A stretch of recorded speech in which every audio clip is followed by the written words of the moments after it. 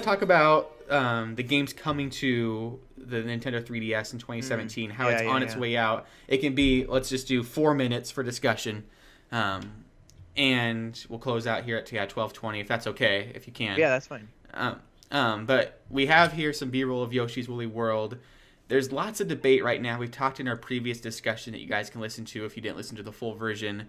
We talked about, the games, what is it? The idea of a 3DS successor. And while that's very much so a real possibility, I think that's more so an interviewer asking Kimishima, hey, you guys are going to do another 3DS? And he's doing the PR answer of, well, we always have all options on the table. Looking at it practically, people are saying that the 3DS is here to live alongside the Switch. Even Nintendo's saying that it's the third pillar or something, or whatever the terminology is. Mm-hmm. And so I thought we could maybe ask the question, is what's the future of the 3DS? Is the 3DS going beyond 2017, going beyond 2018? How long will it go? My personal theory is that 2018 is the last year of first-party support for the Nintendo 3DS. I think we saw with the Wii was a juggernaut of sales, and that only got 1 year of support after the Wii U came out. Granted, the Wii U started off strong, and they thought it was going to be a success. They're a little bit more cautious with the Switch, so maybe they'll be a little bit more cautious with the 3DS in the Switch situation. Even if they were, that would still be a year and a half to end at 2018. Looking at the launch or the video game lineup for 2017 and 2018 for the 3DS, right now we have Yoshi's Woolly World. Then we have Super Mario Sports Remix or Superstar Mix. We have the new Pikmin game. We have Fire Emblem Warriors, which is a port of the Switch version.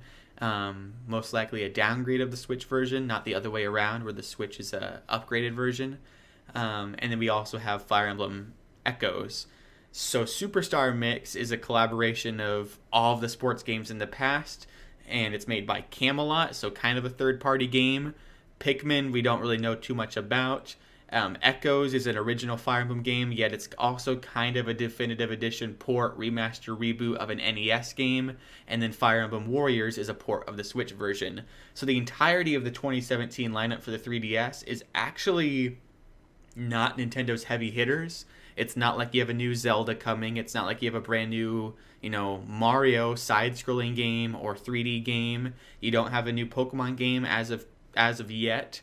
I personally think that, Sun and Moon and all that was kind of the exiting for the 3DS, and while it's still booming and they're going to offer support for it through updates and, encouraging it and making new iterations of it, I don't see that going beyond 2018. I think Warriors is the very first step of them saying, okay, here's the dual release between 3DS and Switch, and you're going to start to see more of that in 2018, and by the end of 2018, I just can't imagine E3 2019 them having the 3DS front and center.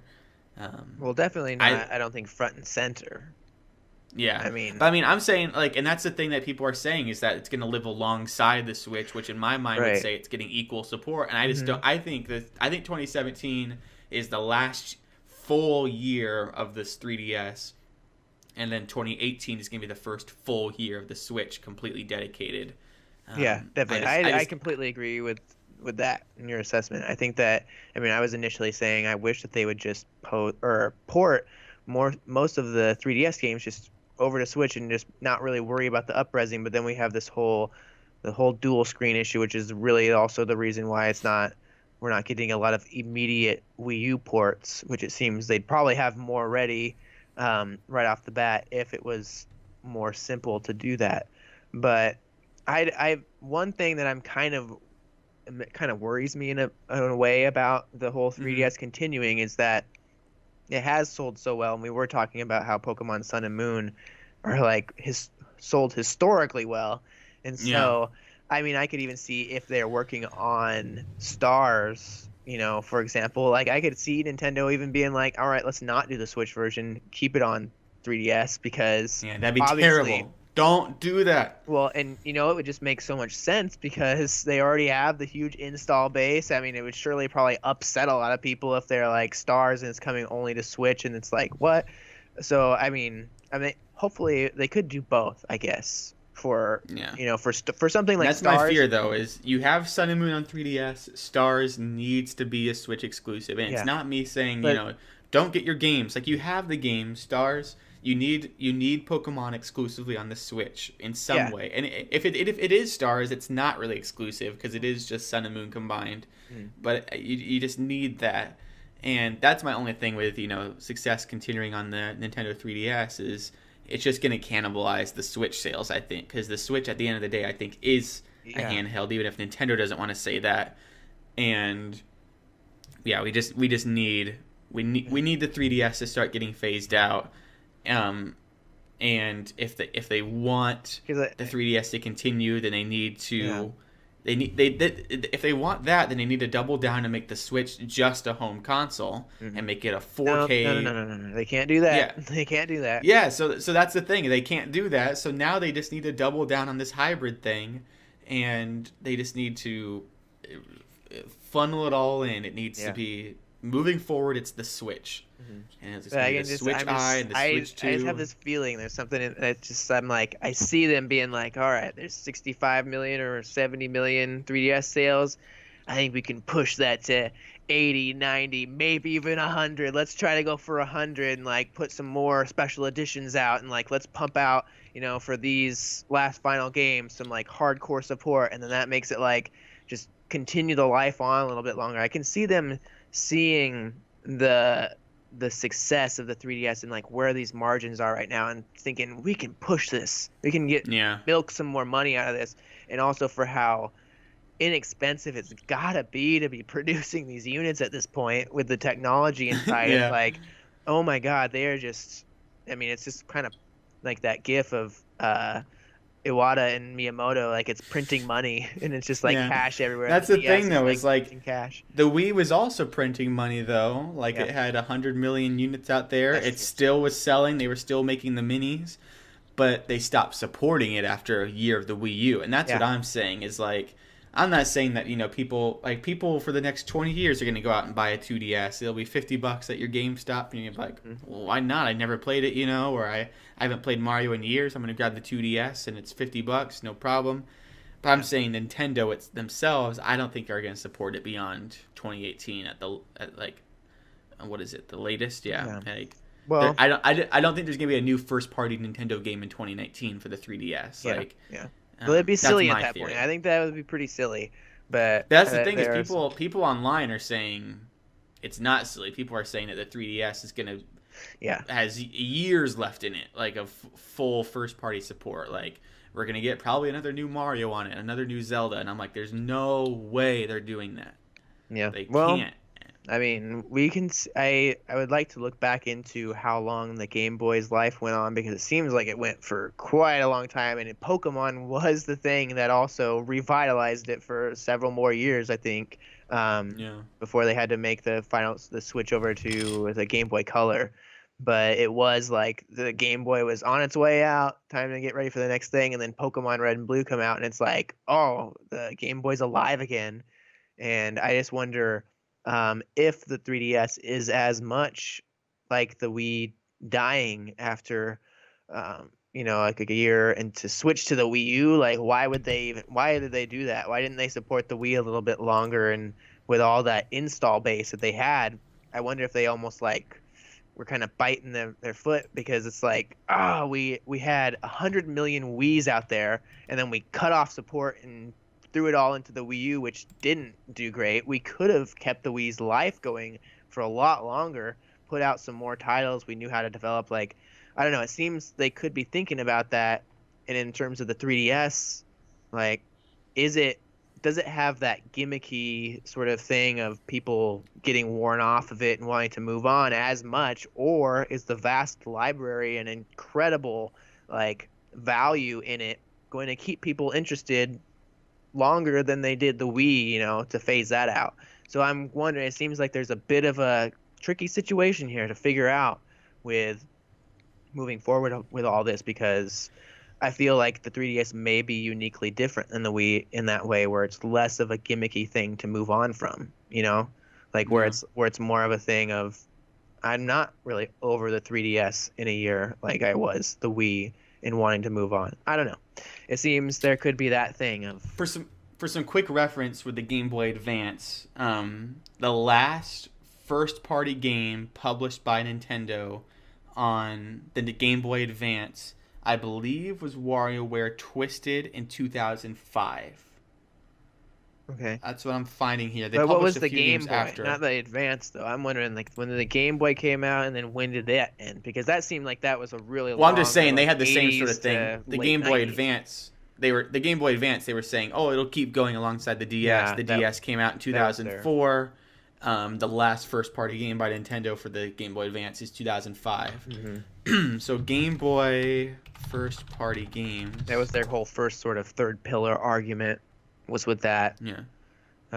But yeah, Fullest of first party. I don't know. It'll be interesting to see. I mean, for List really of Game Boy games. There we go. I mean, for us and stuff, it's like, I think that we're more talking about this and more concerned about it anyway, because we want Nintendo to be successful, which I think that we could maybe like not worry about so much because I think they're going to be just fine.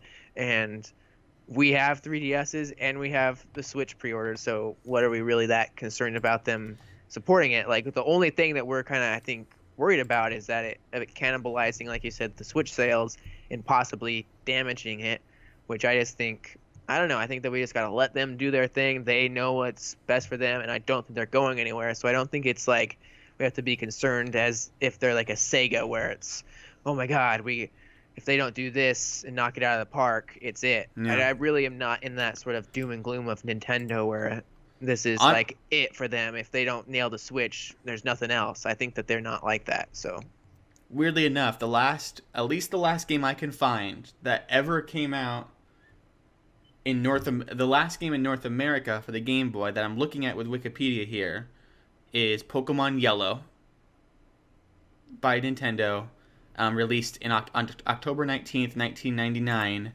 The Game Boy Advance came out then in 2001. Okay. So that's interesting that they cut support, as far as I know, before the Advance even came out. But that was before the color, right? Because there was the color transition. There's the Game Boy. Game Boy Color games Yellow here. There we go. Coming out in the Game Boy. That was like late support for the Game Boy. Like 99 was when the last Game Boy game came out. Can you like when did? Here's Game Boy Color then. The last first party game. Well, gosh. Okay, the last big first party game that I can find here is The Legend of Zelda: Oracle of Ages and Seasons for the Game Boy Color in October of 2001. And then the Game Boy Advance came out in 2001. Yeah. So they're big hitters. They don't do too much overlap. The Wii got 1 year of overlap. The Game Boy Color to Game Boy Advance got about a year of overlap. The Wii U is getting technically, 1 day of overlap. And so I just don't see the 3DS like. It's just not Nintendo's history to support them at the same time, even though they've always marketed, oh, we'll keep supporting it. Like they've always lied about that, and they've always cut support. So that's the thing, is it's like I just can't. These games that are coming out in the 3DS right now, and everyone that's like, look at all these games coming out for 3DS. These started years ago, and they got to get them out. Yeah. Like, they're like, crap, we got to get this Superstars game out. Let's make some amiibo cards. Let's use art from Dance Dance Revolution, Mario Mix, which they did. Let's do, Yoshi's Woolly World, which is a Wii U game. Let's do a new Fire Emblem, which is taking the story from an NES game, and let's port this new Switch game over because we have that formula for Warriors games on the 3DS. Like, these are the last games coming out. And so, like you said, like, why do we have such an investment in it? Why do we want the 3DS to stop so the Switch can succeed? We just have a weird investment in it because we're huge Nintendo fans and we want the next thing to succeed. It's not, detrimental. They're not going to be doomed if they don't. It's just like, I want everyone to have a Switch everywhere so I can just see it happen. I don't know why, though. I'm just weird, I guess. But, yeah. So that's our discussion of the Nintendo Switch, Fire Emblem Heroes, the 3DS, and all of our reactions to the news that's been coming out this week. We are exactly 1 month away from the Nintendo Switch. It is February 3rd. March 3rd, we'll have the Switch. We'll have it in a month. And so we'll have a lot of answers then. Leading up to that, we're going to be discussing more about the launch window as more games get announced. We'll talk about virtual console stuff in the future. We have to talk more about some of the games that are being announced. Like, we never even had a full discussion, on Splatoon or on Super Mario Odyssey. Like, we just kind of mentioned them in the initial reactions to the Switch stuff. So we have tons of stuff to talk about leading up to the Switch. And then we'll have that discussion on our impressions of the Switch. And so... Wow. It's getting closer and closer. But that's crazy that we have 3 more episodes and then we'll have it next. That's just insane. 3 more episodes after this. Wait, no. Well, this episode. Yeah, then 3 more. 3 more episodes than the Switch. Yeah. And it'll be like barely, or we will talk about that, about like maybe recording on like slightly later that day. Episode 50 is going to be our Switch episode. Wow. That's cool. Like fate. It's fate. Yeah, that's crazy. Episode 50. We'll have to do a big deal, special live show. Yeah. That's awesome. Cool. That's awesome. Well, cool. Thanks so much for tuning in. And those of you that tuned in briefly and checked us out, if you listen to the archive version, thank you so much for listening. Be sure to like, subscribe, share us with your friends. That's the only way we can grow as an audience is if you guys share for us. We've been trying to experiment with buying ad revenue and, getting our name out there to different outlets to advertise us, but there's only so much reach we personally have and so much time and resources that we have to advertise and market ourselves, and so we need you guys to work on behalf of us if you want our podcast to grow and this community to grow of people just all out positive and in love with Nintendo. And if you don't want that to happen, that's okay. Whatever. It sucks, but I'll go to sleep tonight playing Fire Emblem Heroes. And so thank you so much for listening. We'll talk to you guys next week, and until next time, cool.